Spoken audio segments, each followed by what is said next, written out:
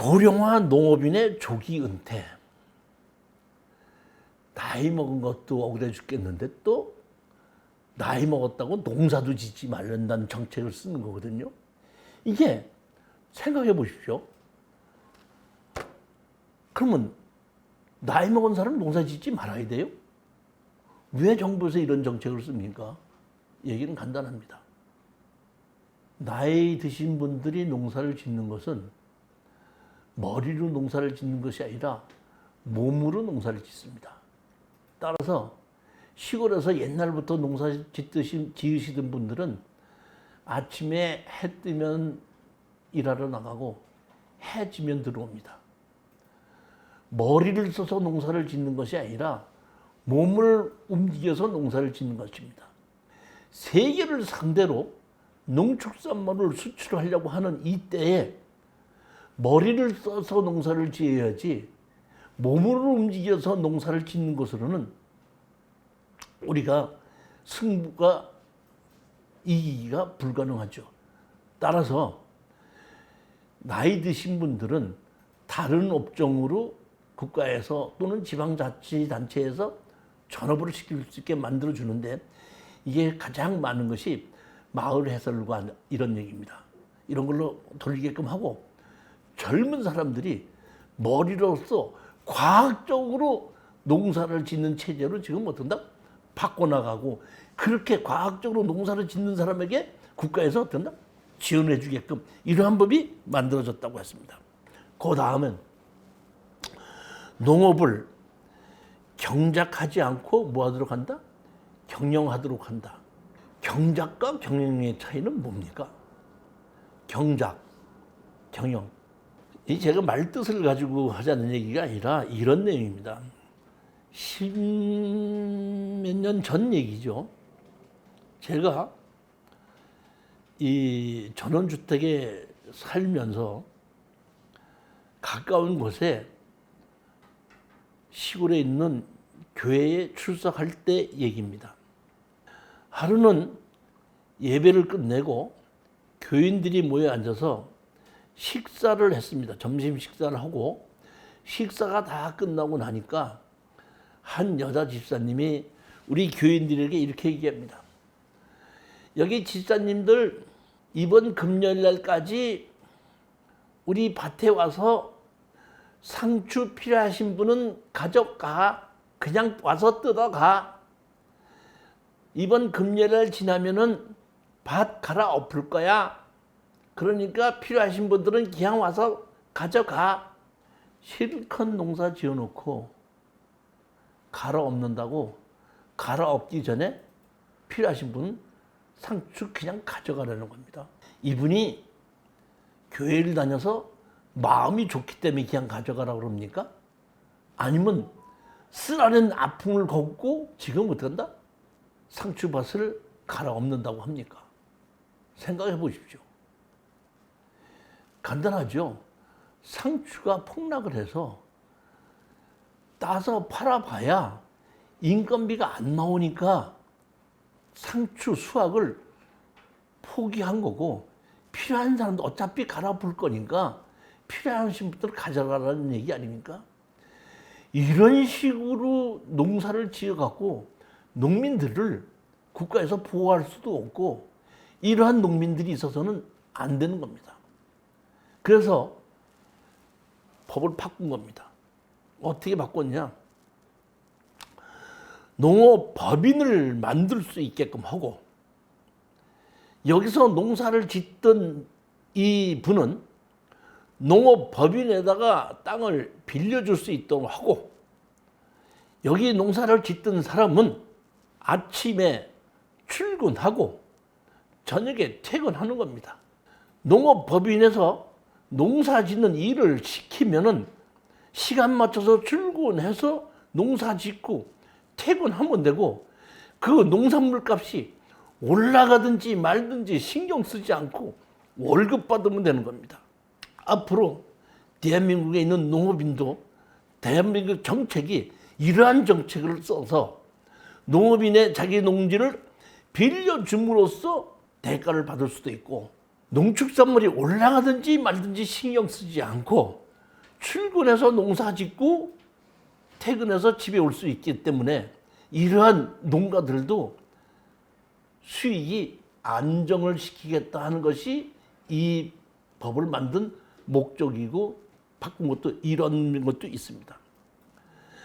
맨 마지막에 농지의 생산 경쟁력이 떨어지는 농지는 개발을 유도한다. 옛날부터 지목이 전답, 과손이면 농지였습니다. 농지였는데 경사가 지어 있다든지 농지를 댔는데 물을 대기가 어렵다든지 지금은 몸으로 농사를 짓는 것이 아니라 기계로 농사를 지어야 되는데 기계가 들어가기 어렵다고 하는 농지는 사실상 정부에서도 농지로 그대로 쓰기를 고집하지 않고 빨리 다른 목적으로 돌려 써라. 이래서 영농여건 분리농지라는 것을 만들어 놓고 영농여건 분리농지로 지정된 농지는 농지 전용 허가를 받지 아니하고도 신고만으로도 바로 다른 목적으로 쓸 수 있도록 한 것이 이 영농여건 분리농지라는 것입니다. 제가 이러한 6가지의 방향을 설정해 놓고 정부에서는 농지법을 고쳤고 수정했고 다른 법률도 만들어낸 겁니다. 최종적으로 지금 제가 얘기한 이 6가지가 목적이라는 것이 법을 만들어지고 고친 것이 목적이라는 것을 아시고 제 얘기 강의를 들으시면 되겠습니다. 51페이지 보시면 농지에 대한 정의이겠습니다. 55페이지 보시면은 농지법 이렇게 되어 있습니다. 농지법. 이 법에서 사용하는 용어의 뜻은 다음과 같다. 농지란 다음 강목 어느 하나에 해당하는 토지를 말한다. 이 얘기는 농지법을 적용해 받는 땅이 어떤 땅이 농지법을 적용받느냐 그런 얘기입니다. 농지란 다음 강목 하나에 해당하는 토지를 말한다. 농지법 적용을 받는 땅은 다음의 땅은 농지법 적용을 받는 땅이다. 이렇게 알으시면 됩니다. 자, 제일 먼저 지목이 전, 답, 과수원. 전, 답, 과수원은 농지법 적용을 받습니다. 두 번째, 그 밖에 지목 여하에 불구하고, 그러니까 지목 관계없이 총 지목이 28개인데 28개 중에서 전, 답, 과수원을 빼놓은 나머지 25개의 지목이라고 하더라도 실질적으로 농사를 짓거나 다년생 식물로 짓는 것으로 심고 사용하고 있으면은 농지법 대상이 된다는 얘기입니다. 즉, 전, 답, 과수원은 농사를 안 짓고 있어도 농지법 적용을 받지만은 전, 답, 과수원이 아닌 농지는 아닌 토지에도 실질적으로 농사를 짓고 있을 때는 농지법 대상이 된다 이런 얘기입니다. 두 번째, 다만 초지법에 따라 조성된 초지. 초지는 우리가 가축을 기를 때 가축의 사료를 기르는 땅을 초지라고 얘기합니다. 초지는 농지법 적용받지 않고 초지법을 적용받는다 이런 얘기입니다. 다음에 대통령령으로 정하는 시설은 제외한다. 즉 다시 말하면 전답 과수원 외에 실질적으로 농사를 짓고 있을 때는 농지법을 적용해야 하는데 대통령으로 정하는 농지인 경우에는 농지법을 적용하지 아니한다 이런 얘기입니다. 여기서 보면 농지는 다년생 식물 재배지, 다시 말하면 농지의 보존과 이용에 관한 법률에서는 농지에 다년생 식물을 못 짓겠습니다. 과수원에만 다년생 식물을 질 수 있게끔 하고 전답에는 다년생 식물을 못 짓겠습니다. 그런데 지금 농지에는 다년생 식물을 지어도 됩니다. 전, 답, 어디에도 다년생 식물을 지어도 됩니다. 그런데 다년생 식물이다. 뭘 가지고 우리가 다년생 식물이라면은 목초, 종묘, 인삼, 약초, 잔디 및 조림용 묘목도 다년생 식물로 봅니다. 그 외에 과수, 뽕나무, 유실수, 그 밖에 생육기간이 2년 이상인 식물도 다년생 식물로 봅니다. 세 번째, 조경 또는 관상용 수목과 그 묘목, 조경용 또는 관상용 수목도 다년생 식물로 봅니다. 지금은 전답과수원에 이러한 다년생 식물을 지어도 법적으로 아무 문제가 없다, 이런 얘기입니다. 두 번째 보시겠습니다. 두 번째, 법 2조 1호 가하는 초지법에 조성된 토지와 대통령령으로 정하는 토지는 제외한다 그랬죠. 첫 번째 보면 다년생 식물 재배지로 계속해서 이용되는 기간이 3년 미만인 토지. 아까 지목이 전답과수원이 아닌 농지인데 실질적으로 농사를 짓고 있으면 농지법을 적용받는다고 했는데 그 농사를 짓는 기간이 3년 이내에는 3년이 안 됐을 때는 농지법 대상이 아니라는 얘기입니다. 역으로 얘기하자면은 전답과수원이 아니더라도 3년 이상 계속해서 농사를 지었을 때는 농지법 대상이 될 수 있다, 이러한 얘기입니다. 그 다음에 아까 유실수를 심으면은 다년생 식물로 농지로 본다고 얘기했죠. 자, 그러면은 우리가 임야에 감나무도 있고 밤나무도 있습니다. 그러면 감나무나 밤나무, 잣나무, 유실수죠. 그러면 임야에 감나무나 밤나무나 잣나무가 심어져 있는 이 임야는 농지법 적용이 되는 겁니까? 안 되는 겁니까? 이런 것이 있을 수 있는데 여기서 아까 대통령령으로 정한 것은 제외한다 했을 때 지목이 임야인 곳에 유실수가 심어져 있을 때는 농지법을 적용받는 것이 아니라 산지관리법을 적용받는다, 이겁니다. 다시 정리합니다. 전답과수원은 농지법 적용을 받는다. 전답과수원이 아닌 토지라도 3년 이상 연속해서 농사를 지었을 때는 농지법 대상이 된다. 다년생 식물이란 유실수, 잔디, 묘목 등도 다년생 식물로 들어가면서 이러한 것을 농지에 심어도 아무 문제가 없다. 지목이 전답과수원이 아닌 토지는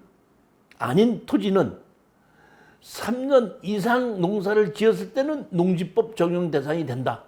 지목이 임야인 토지에 유실수가 심어져 있을 때는 농지법이 아니라 산지관리법 적용을 받는다. 그럼 만약의 경우에 잡종지라고 있다고 가정합시다.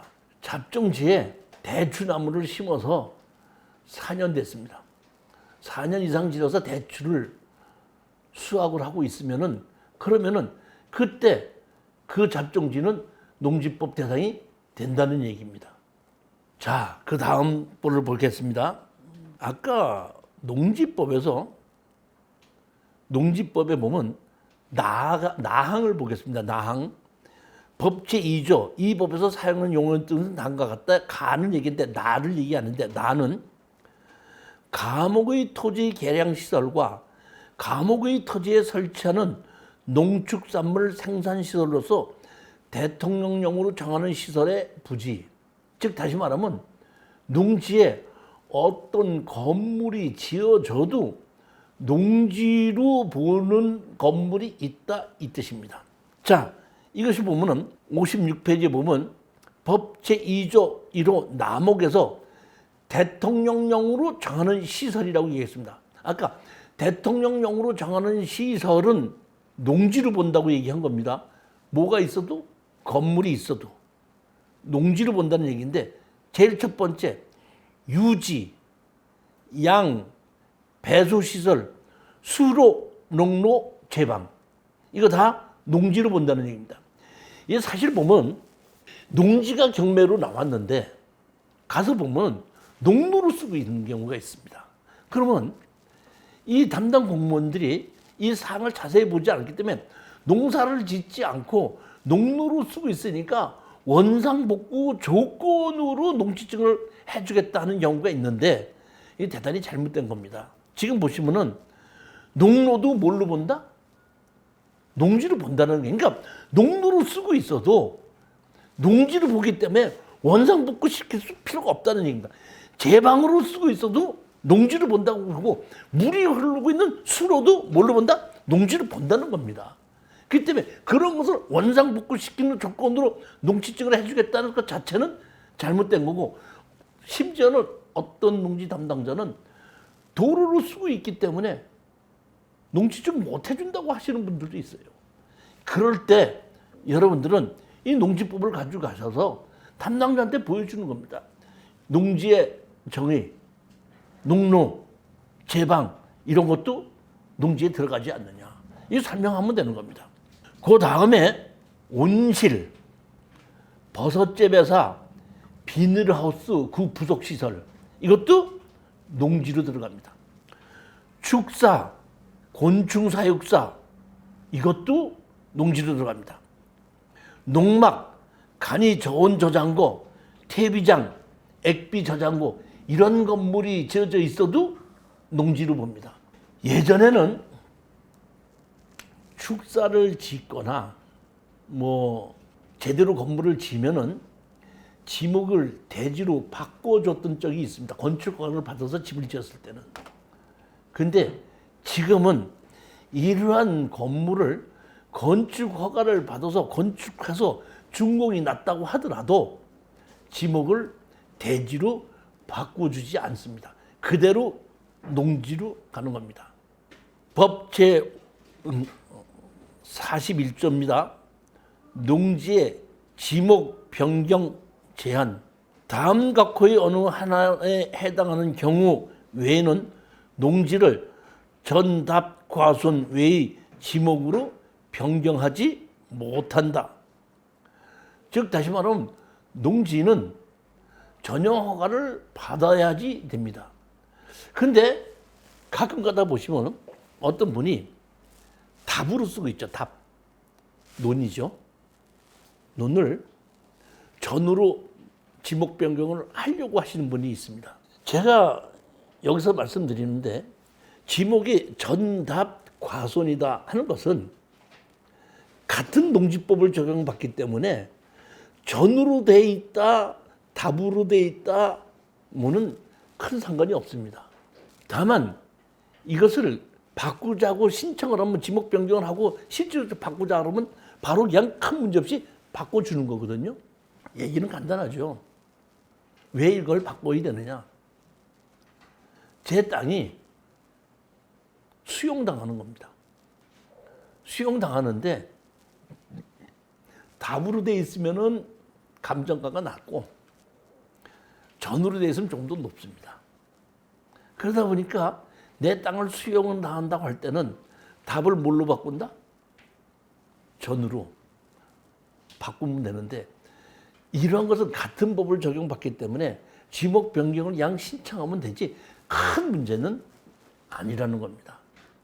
어차피 전이든지 답이든지 과선이든지 농지법을 적용하는 하나의 법률 안에서 이루어지기 때문에 그 하나의 법률 안에서 이루어지는 지목을 변경하는 데는 큰 문제가 없다는 겁니다. 그렇지만 지금 농지법이 아닌 다른 법이 적용되는 지목을 변경할 때는 반드시 농지 전용 허가를 받아야 된다.